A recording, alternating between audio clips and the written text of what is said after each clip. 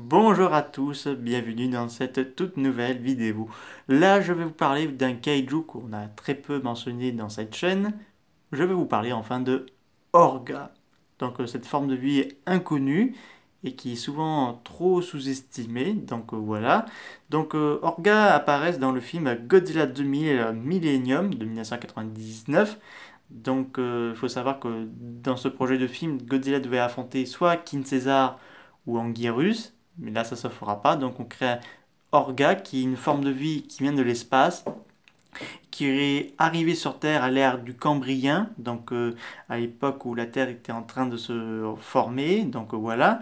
Et donc la créature aurait mis en hibernation pendant plusieurs millions d'années avant qu'un groupe de scientifiques japonais découvre que en fait c'est un vaisseau spatial et qu'au final il tente de le lever cette espèce de bloc de rocher qui est le vaisseau spatial. Donc ce dernier soulève hors de l'eau tout seul maintenant et il se bronze devant le soleil, enfin il se réchauffe avant que le vaisseau prenne vie et tente de trouver des cellules pour créer un corps. Donc pour trouver une espèce de vie animale. Donc Yukai découvre Godzilla qui est en train de combattre contre l'armée, donc il va y avoir un combat entre le vaisseau et Godzilla, donc les deux vont avoir un match nul, puis le deuxième confrontation ça passera en plein Tokyo, si je dis pas de bêtises, donc la ville va être en proie de cette confrontation titanesque, jusqu'à le vaisseau arrive à prélever les cellules Godzilla, donc il devient d'abord Millenia,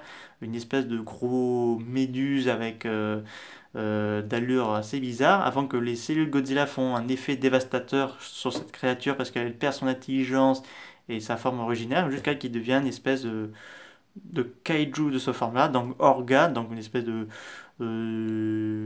mélange je ne sais quoi, donc là une créature qui n'a pas encore fini son évolution et qui veut absorber Godzilla pour terminer cette transformation.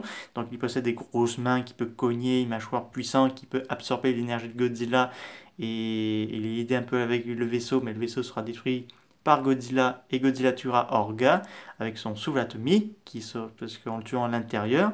Donc ce kaiju va être trop sous-estimé parce que je pense qu'ils auraient dû l'utiliser en mode potentiel parce que je sais pas, il aurait pu avoir une autre évolution d'une autre style beaucoup plus effrayant que celle-ci ou clairement parce que là on manque clairement beaucoup d'autres informations sur ce kaiju. Donc voilà, donc il sera son seul et unique apparition dans un film Godzilla, mais il apparaîtra dans des jeux vidéo, dans Godzilla Insane Slash surtout, dans des comics Godzilla Ruho-Herd et Godzilla Savage World du jeu vidéo de PS4, si je dis pas de bêtises. Et donc Orga là va être sous-estimé et laissé à l'abandon.